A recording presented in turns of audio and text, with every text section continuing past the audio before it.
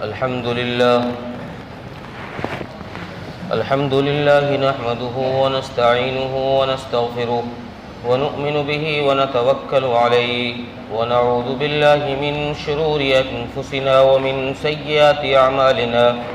من يهده الله فلا مضل له ومن يضلله فلا هادي له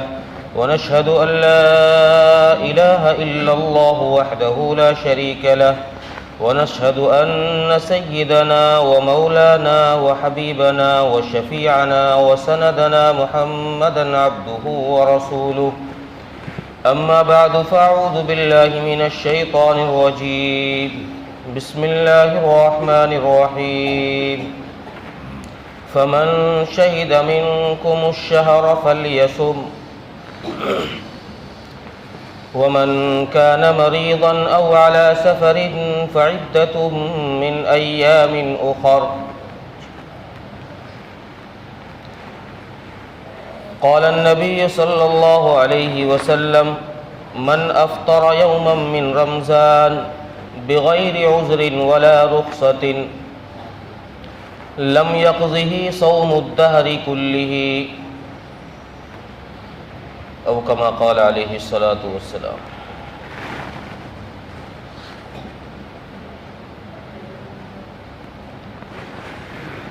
غیور نوجوان دوستوں اور بھائیوں، رمضان المبارک کا پہلا عشرہ قریب ختم کے ہے،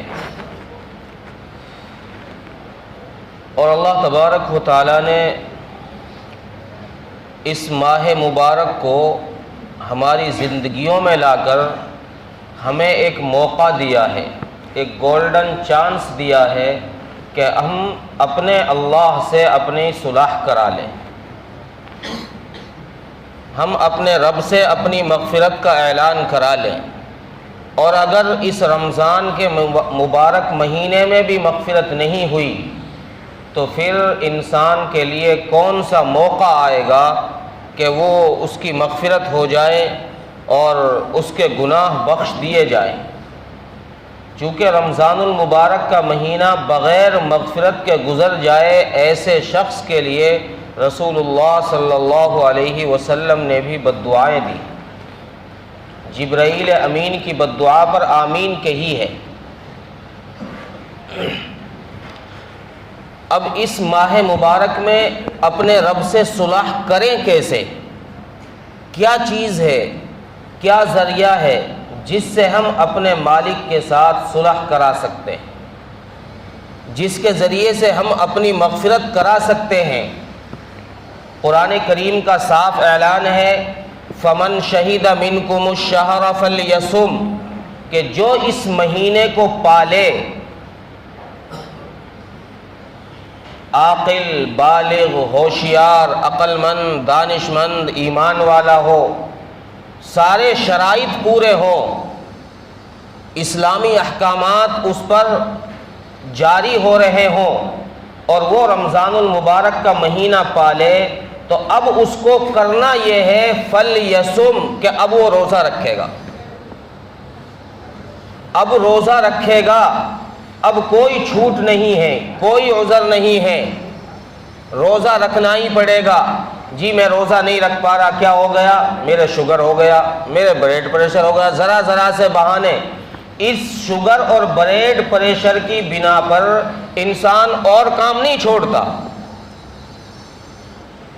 دعوت میں میٹھا نہیں چھوڑتا۔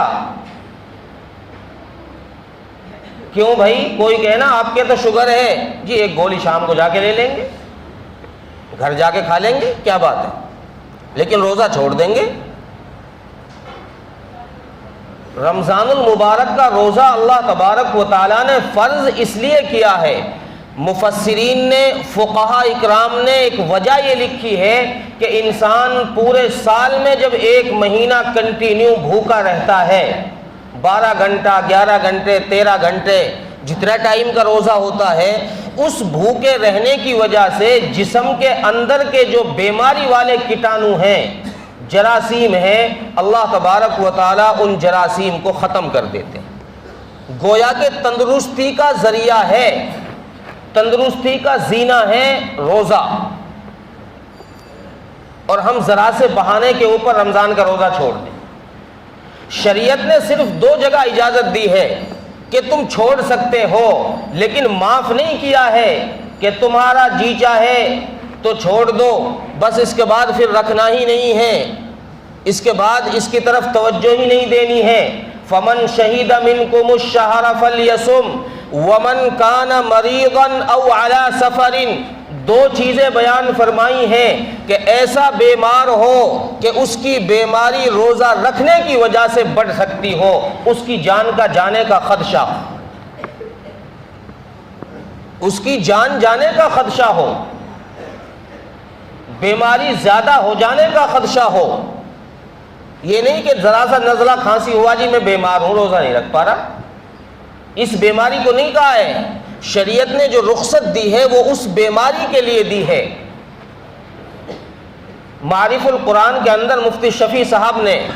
یہ لکھا ہے کہ اس بیماری کی رخصت ہے جس بیماری کے ذریعے سے انسان کی جان کا جانے کا خطرہ ہو، کہ اگر روزہ رکھا تو بیماری حد سے بڑھ جائے گی، اس کی جان جا سکتی ہے، تو اس کو اجازت ہے کہ وہ روزہ چھوڑ دے۔ او علی سفر، یا سفر پر ہو، سفر کتنا؟ 48 میل کا، یہ نہیں کہ 10-5 کلومیٹر 10-20 کلومیٹر جا رہا ہو، اس پر بھی اجازت مل جائے گی، نہیں 77 کلومیٹر، اتنا لمبا جو شرعی سفر ہے، اس شرعی سفر پر انسان نکل رہا ہو تو اس کو اجازت ہے کہ روزہ چھوڑ دے۔ اب روزہ چھوڑنے کا مطلب یہ نہیں کہ اس کے اوپر سے معاف ہو گیا، اس کے اوپر سے روزہ معاف ہو گیا، یہ مطلب نہیں ہے، بلکہ مطلب یہ ہے کہ جو مشقت، جو پریشانی اس کو سفر میں ہو رہی تھی، یا بیماری کے دنوں میں جو پریشانی ہو رہی تھی، اس کو بیماری بڑھنے کا جو خدشہ تھا، یہ جب رمضان گزر جائے، جب یہ شفا یاب ہو جائے، اور اسی طریقے سے مسافر جب سفر سے واپس گھر آ جائے، اپنے مقام پر آ جائے، تو اب یہ ان روزوں کی، پچھلے روزوں کی فعدۃ من ایام اخر، پچھلے جو روزے اس نے چھوڑے ہیں ان سب کی قضا کرے، پچھلے چھوٹے ہوئے روزوں کی سب کی قضا کرے گا، سب کو لوٹائے گا۔ ترتیب ضروری نہیں ہے، یہاں ایک مسئلہ یہ بھی دھیان رکھے، ترتیب ضروری نہیں ہے رمضان کے روزوں کی قضا میں، کہ پہلے مان لو 7 روزے چھوٹ گئے تو اب اس جب قضا کرو تو پہلے ایک پہلے والے کی، پھر دوسرے والے کی، تیسرے والے کی، چوتھے والے کی، یہ ترتیب ضروری نہیں ہے۔ قضا ضروری ہے، قضا کرنی ہے چاہے جون سے کی نیت کر لو، چاہے پہلے 7ویں کی نیت کر لو جو لاسٹ میں چھوٹا ہے، ترتیب ضروری نہیں ہے، قضا ضروری ہے۔ تو رمضان کے بعد اتنے دن انسان زندہ رہے کہ جتنے دن کے اس کے روزے چھوٹے ہیں، تو اب اس پر قضا ضروری ہے، یہ قضا کرے گا۔ اب اس روزے کے ذریعے سے، اس روزے کے ذریعے سے جب اللہ تبارک و تعالیٰ نے اس کو اتنا اہم قرار دیا ہے، اس روزے کو اتنا ضروری قرار دیا ہے کہ جو بھی بندہ اس مہینے میں آئے گا وہ مسلمان ہونا چاہیے، عاقل ہونا چاہیے، پاگل نہ ہو، دیوانہ نہ ہو، بے ہوش نہ ہو، وہ شرعی احکامات اس پر لاگو ہوں، تو اب وہ روزہ رکھے، اور روزہ رکھ کر اب اپنے رب کو راضی کرا کر اپنے رب سے صلح کرا لے اور اپنی مغفرت کا اعلان کرا لے۔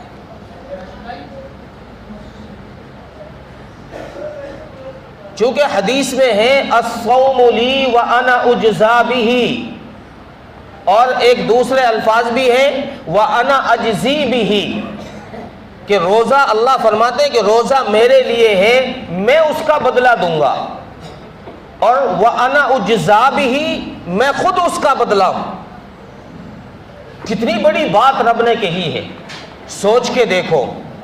کوئی منسٹر، پردھان منتری، کوئی بڑے عہدے کا، اونچے لیول کا انسان یہ کہہ دے کہ بھئی جو بندہ یہ کام کرے گا میں اس کو انعام دوں گا، میں اپنے ہاتھ سے اس کو انعام تقسیم کروں گا، یا پھر میں خود اس کا ہو جاؤں گا، وہ جیسے کہے گا میں ویسے کام کروں گا۔ اب سچ بتاؤ کون ایسا ہوگا کہ جو اس کام کو کرنے کے لیے اپنی جان تک کی قربانی نہ لگا دے گا؟ یار کوشش تو کر کے دیکھ، ہو سکتا ہے تیرا نمبر پڑ جائے تو یہ کام کر جائے، منتری صاحب تیرے ہو جائیں گے، ایم ایل اے صاحب تیرے ہو جائیں گے، ایم پی صاحب تیرے ہو جائیں گے، منسٹر صاحب تیرے ہو جائیں گے، تو کوشش تو کر کے دیکھ۔ اب انسان اس میں جان کی بازی لگائے گا، کمزور سے کمزور بھی، ضعیف سے ضعیف بھی، جوان بھی، بوڑھے بھی، مرد بھی، عورت بھی، سب اس میں کوشش کریں گے کہ شاید میں یہ کام کر لوں، شاید میں یہ کام کر لوں، مجھ سے یہ کام ہو جائے کہ میں بادشاہ کے ہاتھ سے انعام لے لوں گا، یا مجھے انعام میں وہ خود مل جائیں گے، پھر میں ان سے جو کہوں گا وہ کام کر دیں گے۔ ہر انسان کوشش کرے گا، لیکن اللہ تبارک و تعالیٰ نے حکم دیا کہ روزہ رکھو، کیوں؟ اس لیے کہ جو روزہ رکھے گا میں اس کا ہو جاؤں گا، جو روزہ رکھے گا الصوم لی وانا اجزا بہ، جو روزہ رکھے گا میں اس کا ہو جاؤں گا۔ اب سچ بتاؤ ہم میں سے کتنے بندے ایسے ہیں، کتنے مسلمان ایسے ہیں جو رمضان المبارک کا مہینہ گزر رہا ہے اور روزہ نہیں رکھ رہے؟ کیا رب کے اس فرمان کی توہین نہیں ہے؟ کیا رب کی بات پر بے اعتمادی نہیں ہے، بے یقینی نہیں ہے کہ رمضان المبارک کا مہینہ گزر رہا ہے، رب کہہ رہا ہے روزہ رکھو میں انعام دوں گا، اور ہم کہہ رہے ہیں کہ روزہ گزر رہا ہے تو گزر جانے دو، ہمیں انعام کی ضرورت نہیں ہے، ہمیں مغفرت کی ضرورت نہیں ہے۔ روزہ نہ رکھنے والے حضرات گویا بزبان قال نہیں، بزبان حال کہہ رہے ہیں کہ ہم مغفرت نہیں چاہتے، ہم تو ایسے ہی ٹھیک ہیں، جس بھٹی میں ہم جھونکے جا رہے ہیں، جس چکی کے اندر ہم پیسے جا رہے ہیں، ہم اسی چکی میں ٹھیک ہیں، ہمیں یہی پسنے دو، ہمیں یوں ہی ذلیل ہونے دو، ہمیں ذلیل ہونا ہی پسند ہے، ہمیں لوگوں کی نظروں میں گرنا ہی پسند ہے، ہمیں یوں ہی گرنے دو، ہم نہیں رکھیں گے روزے، ہم اپنے رب سے صلح نہیں کرائیں گے، ہم اپنے گناہوں کو نہیں بخشوائیں گے۔ یہ بزبان حال انسان کہہ رہا ہے۔ کتنے پرسنٹ لوگ روزہ رکھ رہے ہوں گے؟ بہت کم پرسنٹ، بہت کم تعداد میں رمضان المبارک کے مقدس مہینے میں لوگ روزہ رکھ رہے ہیں، یہ گزر رہا ہے۔ اور ایک میرے ذہن میں ایک بات اور آ گئی، ایک اور نئی رسم، ایک یا بیماری کہہ لیجئے، فضول خرچی کہہ لیجئے، من مالی کہہ لیجئے، ایک اور بیماری خصوصاً شہروں کے اندر یہ لوگوں میں پیدا ہو گئی ہے کہ رمضان کے مبارک مہینے میں ویسے تو خرچ کرنے پر اجر و انعام ہے، حکم دیا گیا ہے کہ رمضان میں خیرات خوب کرو، صدقہ خیر خوب کرو، غریبوں کو خوب کھلاؤ، خوب کپڑے دو، رب کی طرف سے حکم ہے کہ خیرات بڑھا دو۔ رسول اللہ صلی اللہ علیہ وسلم بھی رمضان المبارک میں خیرات کثرت سے کیا کرتے تھے، لیکن ایک بیماری نئی یہ ہے، ایک نئی رسم ایجاد ہوئی ہے کہ ہم اپنے نابالغ بچوں سے رمضان کا روزہ رکھواتے ہیں، اور پھر اس روزے کی خوشی میں شام کو افطار پارٹی میں جو اسراف اور فضول خرچی ہم کرتے ہیں یہ جائز نہیں ہے۔ ابھی اس بچے پر رمضان کا روزہ فرض ہی نہیں ہے، ہاں ترغیباً شریعت کہتی ہے کہ بچوں سے روزہ رکھواؤ تاکہ ان کو عادت ہو جائے، یہ بڑے ہو کے روزہ رکھنے کے عادی ہو جائیں، آگے چل کے ان کو مشقت اور پریشانی نہ ہو، یہ شریعت نے کہا ہے بچوں کے لیے۔ لیکن شریعت نے یہ نہیں کہا کہ جب تم کسی حکم کی، کسی شریعت کے حکم کی شروعات کر رہے ہو تو اس میں اس طرح سے یوں اسراف کیا کرو کہ مرد اور عورت افطار پارٹی میں مخلوط جمع ہو رہے ہو۔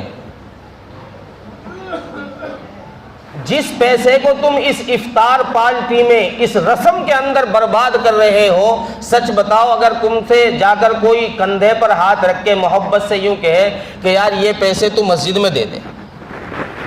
دے گا وہ آدمی؟ نہ وہ حاجی صاحب دے گا، نہ وہ قاضی صاحب دے گا، نہ وہ دیندار دے گا نہ بے دین دے گا. مسجد میں دینے کو تیار نہیں ہے. کوئی جا کے یوں کہتے جی مدرسے میں دے دو آپ. یہ جن 50,000 روپوں کی آپ دعوت کر رہے ہو, شام کو افطار پارٹی میں لوگوں کو بلا رہے ہو, ڈھنڈورا پٹوا رہے ہو جی میں نے اپنے معصوم بچے سے جس کے اعمال نامے کے رجسٹر کی شروعات ابھی ہوئی نہیں ہے, بلوغ سے پہلے کے اعمال کا اجر والدین کے کھاتے میں جاتا ہے, اور بلوغ سے پہلے کے اعمال کا جو گناہ ہے وہ بھی والدین کے کھاتے میں جاتا ہے. ابھی اس کے رجسٹر کی شروعات ہوئی نہیں ہے, اور ہم نے اس سے ایک روزہ رکھا کر اس رسم پر ہم نے لاکھوں روپے ہزاروں روپے برباد کر دی. غریب سے غریب آدمی بھی ابھی کسی دن میری ایک غریب سے آدمی سے ملاقات ہوئی. اس نے یہی بات کی, جی ویسے تو میں غریب ہوں, کچھ بس کی تو ہے نہیں, لیکن میں نے بچے کا روزہ رکھایا ہے, اور اس روزے کی خوشی میں نے جی کچھ نہیں بس بریانی گھروں میں تقسیم کی ہے. ارے بھائی تو اور کیا بکرے گھروں میں تقسیم کرے گا, تو اور کیا کرے گا؟ ایک ایک گھر میں ایک ایک بکرا پہنچائے گا کیا؟ یہ اسراف ہے. ان المبذرین کانوا اخوان الشیاطین. یہ اسراف, یہ شیطان کی دوستی والے کام ہیں, شیطان کے ساتھ تعلقات جوڑنے والے کام ہیں, کہ جہاں شریعت کہتی ہے کہ یہاں خرچ کرو وہاں تو ہم خرچ نہیں کرتے, اور جہاں سے شریعت نے روکا ہے یوں اس طرح کی افطار پارٹیاں دینے سے شریعت نے منع کیا ہے, مت دو, مت دکھلاوا کرو, مت رسم رچاؤ, اپنے طور سے افطار کرو. اللہ نے کسی کو وسعت دی ہے تو غربا کا افطار کراؤ, غریب لوگوں میں جا کے کھانا کھلاؤ, ان کی جا کے سحری کراؤ, ان کو جا کے کپڑے پہناؤ, بھوکوں کو ننگوں کو جن کا کرنے کا حکم ہے ان میں تو کرتے نہیں, اور جہاں حکم نہیں ہے وہاں اس طرح سے پیسے اڑائے جا رہے ہیں. اس لیے اس رسم سے بہت زیادہ احتراز کرنے کی, بچنے کی ضرورت ہے, ورنہ جس کو ہم ثواب سمجھ رہے ہیں کہیں ایسا نہ ہو یہ ہماری جہنم میں جانے کا سبب بن جائے, یہ ہمارے لیے وبال جان بن جائے. اس لیے اس فضول خرچی سے اپنے آپ کو دور رکھنا ہے. ان پیسوں کو آپ مسجد میں دو, مدرسے میں دو, کسی پڑھے لکھے پر خرچ کرو, طلباء پہ خرچ کرو, کہیں خیر کی جگہ میں خرچ کرو, صدقہ جاریہ میں خرچ کرو, جہاں سے تم کو اجر بھی ملے گا, ثواب بھی ملے گا. یہ کیا بات ہوئی اس طرح کی رسمیں ایجاد کرنے کی اور ان میں خرچ کرنے کی؟ اس لیے ایسی چیزوں سے بچنے کی کوشش کی جائے. تو میں عرض یہ کر رہا تھا کہ رمضان المبارک کے روزے کو اللہ نے فرض اس لیے کیا ہے کہ اللہ ہماری مغفرت فرما دیں. اب جس بندے کی رمضان میں اللہ سے معافی مانگ کر, رمضان میں روزہ رکھ کر, قرآن پڑھ کر, تراویح پڑھ کر مغفرت نہیں ہوئی, تو پھر اس کے لیے سچ بتاؤ کون سا موقع آئے گا؟ یہ کون سی دن کے, کون سی رات کے انتظار میں ہیں کہ میں وہ دن آئے گا تو میری مغفرت ہوگی, بغیر کہے بغیر کرے میری مغفرت ہو جائے گی؟ کون سا وقت آئے گا؟ یہ کس انتظار میں بیٹھا ہے؟ میرے عزیز و بزرگ و دوستو, جب تک اللہ تبارک و تعالیٰ کے سامنے گڑ گڑاؤ گے نہیں اس وقت تک سنوائی نہیں ہوگی. اللہ کے سامنے رونا پڑے گا, اللہ کو منانا پڑے گا. جیسے ہم نے اللہ کو ناراض کیا ہے, جیسے ہم نے اللہ کے غضب کو اپنے اوپر بلایا ہے, ویسے ہی اللہ کی رحمتوں کو بھی اپنے اوپر اتروانے کے لیے اللہ کے سامنے اپنی پیشانی کو رگڑنا پڑے گا, اپنی جھولی رب کے سامنے پھیلانی پڑے گی, اللہ سے معافی مانگنی پڑے گی, اللہ کو منانا پڑے گا. اس لیے رمضان کا جو ایک عشرہ قریباً ختم ہونے کے ہے, یہ ختم ہو رہا ہے. اللہ سے ان گزشتہ ایام کے جو ہم نے کمیاں کی ہیں ان کی اللہ سے معافی مانگ. ان کی اللہ سے معافی مانگے کہ اللہ ان ایام میں جو اس مہینے کی قدر کرنے کا حق تھا ہم سے وہ حق ادا نہیں، ہم نے کمی کی، ہماری اس کمی کو معاف فرما دے، لیکن آئندہ جو وقت بچ گیا ہے رب کریم اللہ تیری رضا کے کاموں میں جیسا تیرا حکم ہے ویسے وقت گزارو۔ چونکہ روزے سے چاہا یہ جا رہا ہے کہ جیسے رب نے صبح سے لے کر شام تک روزے کی حالت میں کچھ حلال چیزوں سے بھی روک دیا ہے کہ ان کو بھی ٹچ نہیں کرنا ہے، ان کو بھی نہیں کھانا ہے، اللہ تبارک و تعالیٰ یہ سبق سکھانا چاہتے ہیں کہ تو اپنی پوری زندگی میں اس حکم کو اپنا لے کہ میرے رب نے جن چیزوں سے مجھے روکا ہے مجھے ان سے اسی طرح دور رہنا۔ جیسے میں رمضان میں حلال چیزوں سے بھی رب کے حکم کی وجہ سے دور رہا ہوں، ایسے ہی مجھے غیر رمضان میں رب کے حرام کی ہوئی چیزوں سے جو رب نے حرام کر رکھی ہے مجھے ان سے دور رہنا ہے، بچے رہنا۔ اس لیے باقی ایام کی اللہ تبارک و تعالیٰ کی رضا جوئی کے لیے، اللہ سے اپنی مغفرت کرانے کے لیے باقی ایام میں اپنے آپے کو اللہ کے تابع ہو کر اپنے اوقات کو گزارے اور اللہ سے معافی مانگے۔ اللہ تبارک و تعالیٰ عمل کی توفیق عطا فرمائے۔